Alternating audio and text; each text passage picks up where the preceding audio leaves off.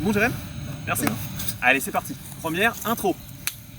Salut à tous, bienvenue dans l'actu, actu spéciale délocalisée parce qu'on va vous plonger au cœur d'un modèle concret et global de décarbonation dans lequel agriculteurs, entreprises et collectivités s'engagent ensemble pour une énergie verte et durable. Nous sommes à Viriat, c'est une petite commune à côté de Lyon et derrière moi, je pense que vous l'avez reconnu, c'est un méthaniseur. On vous a préparé une immersion exclusive pour comprendre comment ça fonctionne et comprendre comment ce méthaniseur est au cœur d'un système énergétique local. Allez, c'est parti, c'est par là. Bah les gars, vous venez pas? Allez!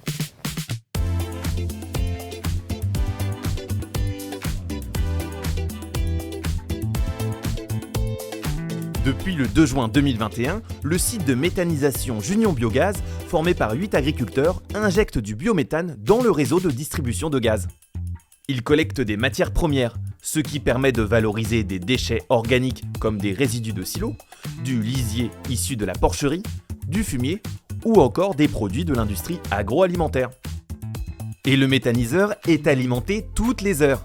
Les bactéries décomposent la matière organique, c'est ce qu'on appelle la fermentation, et génèrent du biogaz qui est capté en continu. Grâce à ce système, Junion Biogaz produit chaque année près de 15,6 gigawattheures. C'est l'équivalent de la consommation de 3910 logements en chauffage ou encore de 63 bus en bio-GNV. C'est juste énorme. Et cette matière noire que vous voyez là, c'est ce qu'on appelle le digestat. Ce sont les résidus restants après la fermentation. Le digestat est ensuite distribué aux agriculteurs locaux, c'est riche en nutriments et ça remplace les engrais chimiques.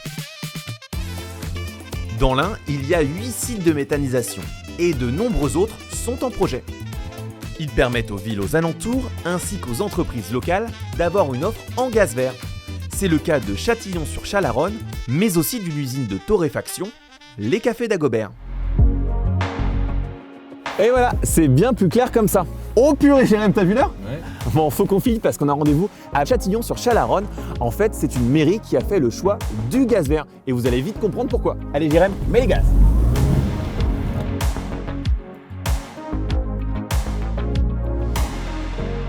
Et voilà, on est bien arrivé à Châtillon-sur-Chalaronne. D'ailleurs, il y a Didier Jaff qui est juste ici, c'est le directeur des services techniques de la ville. Moi, j'ai déjà hâte qu'il nous explique cette démarche collective dans laquelle s'inscrit le gaz vert.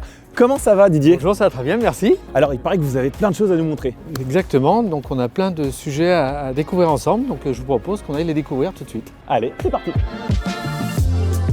Alors Didier, pourquoi vous avez fait le choix du gaz vert pour la ville? Parce que la commune est engagée dans une démarche environnementale depuis plus de 15 ans. On a fait le choix d'avoir un minimum de 50% de gaz vert sur tous nos contrats et toutes nos consommations qui sont importantes et de monter, si la possibilité du marché nous l'offre, de monter jusqu'à 80%. C'est un vrai choix politique puisqu'il y a un coût derrière tout ça, puisque ça coûte un petit peu plus cher. Mais une collectivité comme Châtillon se doit, dans sa démarche globale environnementale, de progresser dans ce domaine-là.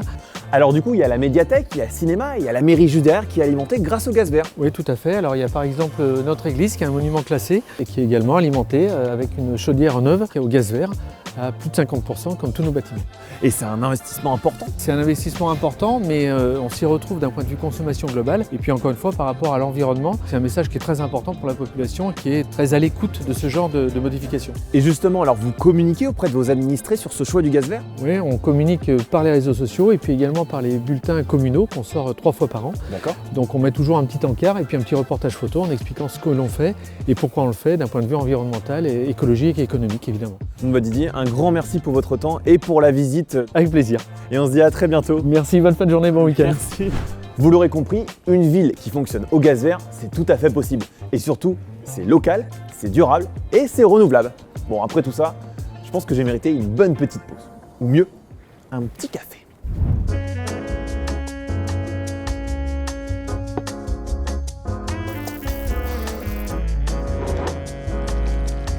Un bon petit café. What else? Et n'en déplaise à Georges, eh bien moi mon café il a un petit truc en plus. Si je vous dis qu'il est élaboré grâce au gaz vert. Eh bien oui, nous sommes chez les cafés d'Agobert, c'est l'entreprise locale dont je vous parle depuis le début de l'émission. Et ici, au-delà d'avoir une large gamme de cafés, eh bien l'entreprise fonctionne au biométhane. Mais celui qui nous en parle le mieux, eh bien c'est David, son fondateur. Comment ça va David ? Ça va très bien et toi? Bah déjà merci pour ton accueil, ça va super bien, ça sent super bon. Est-ce que tu peux nous parler un peu de ton concept et de ce bâtiment particulier, on va dire? On est dans un bâtiment positif en empreinte carbone qu'on a construit uniquement avec des produits issus du département de l'Ain. Le bâtiment est autonome en eau, en électricité et 100% gaz vert. Le gaz vert, en quoi il est ultra important pour ta conception de café? En fait, le gaz nous permet d'alimenter les brûleurs des torréfacteurs. Donc ici, on travaille sur 4 torréfacteurs différents qui nécessitent une alimentation énergétique et on a choisi d'être 100% en gaz vert. Là, tu as du café qui est en train de refroidir. Et là, tu vois le café en train de chauffer. On appelle ça du café vert. Et ton gaz, tu le vois par ici. Le gaz vert est directement relié aux machines. Les machines Produisent de la chaleur. de la chaleur. Exactement. Le café, ça apporte une combustion, de la fumée puisque c'est chargé en eau. Cette eau se retrouve dans des conduites cheminées. D'accord.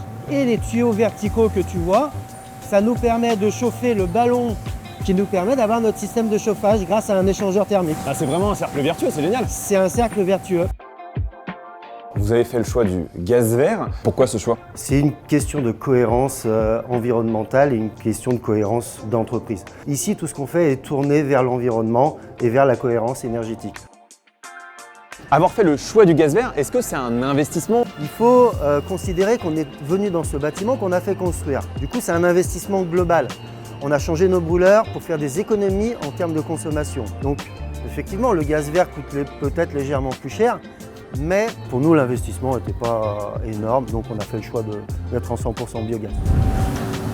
Merci beaucoup David pour cette visite et merci pour nous avoir présenté ton modèle. Écoute, je te remercie, merci à toi et merci à GRDF. Et t'oublie pas que je te dois un café. Ça, j'oublie pas. Merci beaucoup, à bientôt. Bon, voilà, vous l'avez compris. Le gaz vert, c'est pas une jolie petite tendance ou un concept éphémère. C'est une vraie solution énergétique, concrète, solide et durable qui peut soutenir tout un écosystème. Bref, il s'intègre parfaitement dans notre quotidien, de l'agriculteur qui le produit jusqu'à l'élu qui le soutient et sans oublier nous, les particuliers qui le consomment. En fait, c'est un cercle vertueux. Bon, sur ce, avec la petite équipe, on rentre à Paris et on se dit à très vite dans l'actu.